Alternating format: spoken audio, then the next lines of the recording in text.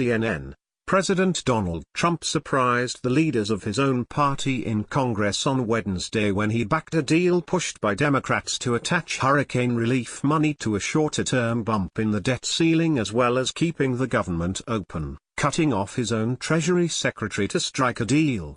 The decision was one of the most fascinating and mysterious moves he's made with Congress during 8 months in office.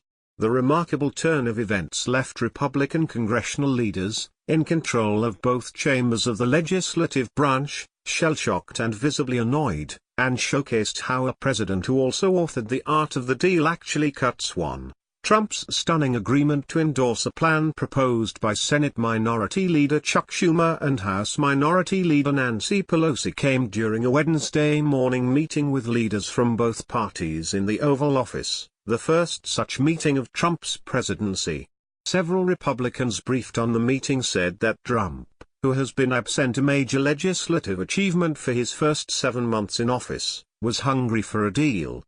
It also came after he was warned of a packed legislative calendar that could have pushed off tax reform past this fall. The president was in deal-cutting mode, a Republican familiar with the meeting told CNN. He was sick of this fight.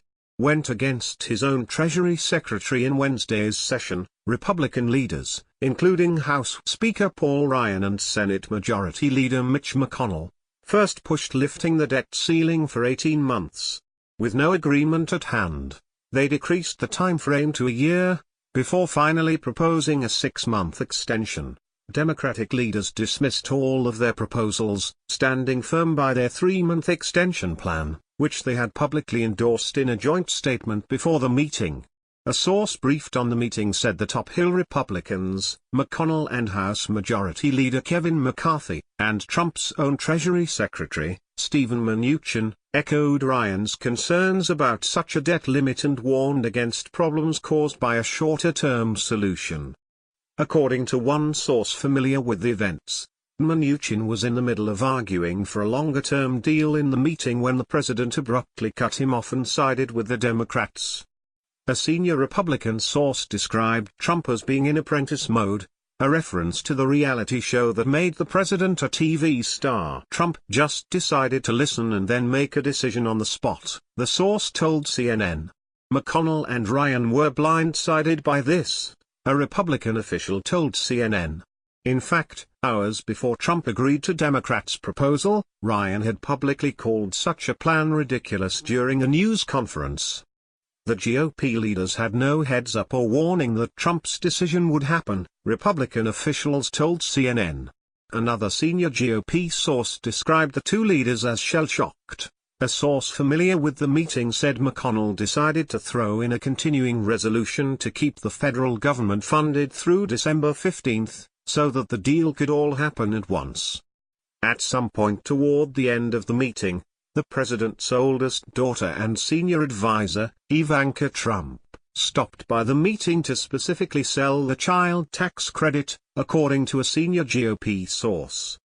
According to one congressional source briefed on the meeting, some Republican leaders were visibly annoyed during Ivanka Trump's appearance at the meeting, a description Ryan's spokeswoman Ashley Strong said was untrue. White House Legislative Director Mark Short told CNN, "We asked Ivanka to briefly join the meeting for an update on the child care tax credit and how we are working to make tax reform a bipartisan issue. It was a quick and productive conversation. Hoping to clear the way for tax reform." The meeting came a day after Trump met separately with Republican congressional leaders and listened as they sought to deliver a reality check on tax reform. Tax reform was unlikely to glide through Congress and hit the president's desk before Thanksgiving, as Trump has hoped would be the case, the GOP leaders told him Tuesday. Leadership needed time to build consensus among Republicans and, most importantly, the legislative calendar in September was packed with a need for action that superseded tax reform, according to two sources familiar with Tuesday's meeting. White House officials had warned the congressional leaders that Trump might be upset by the lengthier timeline. Instead, to their surprise, Trump was understanding and pragmatic, two sources briefed on the meeting said. Less than 24 hours later, Trump agreed to the Democrats' deal, clearing the September calendar Trump had been warned about. It wasn't clear if Republican leaders' warnings unwittingly encouraged the president to cut a deal with Democrats, but a senior White House official said Trump went into Wednesday's meeting eager to cut a deal that would clear the way for tax reform. Following the meeting, Trump and his team left for his speech in North Dakota on tax reform, now an issue that at least one aide said was made more difficult by Trump's move. Now nothing will get done between now and December 15th, one Republican aide told CNN in an email. You think people will vote for a budget now? Other congressional Republican sources argued this wasn't just the president undermining GOP leaders politically, but ultimately on policy. In mid-December, with winter holidays around the corner, Democrats will have another chance to use must-pass legislation as leverage for other priorities.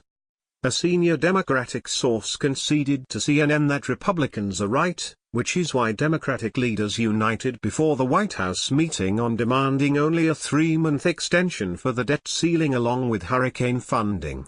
Senator Ben Sasse, a Nebraska Republican and consistent Trump critic, issued a one-line statement: "The Pelosi-Schumer-Trump deal is bad." McConnell said later that he will support the deal agreed to by Trump, but he made very clear following the Republican policy lunch that this was an agreement between Trump and Democratic leaders. He wouldn't say if he was surprised by the deal, but said Trump's rationale was the feeling that we need to come together. On board Air Force One, Trump sounded optimistic and chummy with Democratic leaders Schumer and Pelosi, both of whom he's repeatedly lambasted on the campaign trail and since taking office. We discussed that also today, and Chuck and Nancy would like to see something happen, and so do I, Trump told reporters. And I said if we can get something to happen, we're going to sign it and we're going to make a lot of happy people. Schumer has openly talked about driving a wedge between the president and the GOP.